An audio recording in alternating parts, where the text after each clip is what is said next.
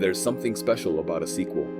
It's a second chance, an opportunity to revisit a great idea and expand on it, to take what worked, refine it, and maybe even surprise us. When a game as elegantly crafted as Mini Metro exists, the bar for its follow-up is impossibly high. How do you improve on perfection without overcomplicating it? Mini Motorways answers that question in the best way possible, by reimagining the formula, staying true to its roots, and taking the experience in an entirely new direction. Today, let's talk about why Mini Motorways isn't just a great sequel, it's the perfect one.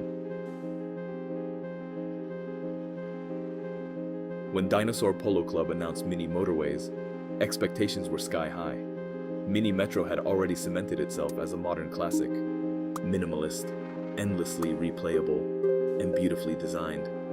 A game that took the mundane task of drawing subway lines and turned it into a work of art.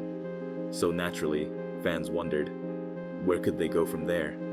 The most obvious answer would have been to iterate on the original concept.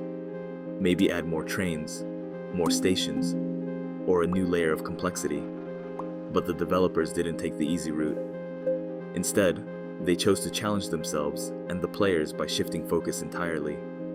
Rather than refining subway systems, Mini Motorways puts you in charge of managing road traffic. It's a bold move. Roads are inherently messier, less predictable than trains. Cars can jam up, intersections can clog, and the freedom to draw roads anywhere introduces an entirely new kind of chaos. With that freedom comes responsibility, and, ultimately, the genius of Mini Motorways.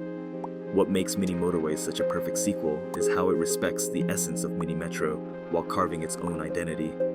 The gameplay loop is instantly familiar. You connect points on a map and watch your network grow over time, but the shift from rail to road transforms the experience. In Mini Metro, the challenge is efficiency. You're optimizing fixed paths to move people from one station to another. In Mini Motorways, the challenge is adaptability. Houses and destinations appear randomly, traffic patterns change, and your carefully planned network can crumble under the weight of congestion. The sequel takes the calm, meditative pacing of its predecessor and injects it with a sense of urgency and dynamism.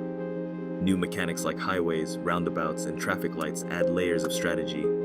These tools are simple on their own, but become crucial as cities expand. Do you use your one highway to bypass a major bottleneck?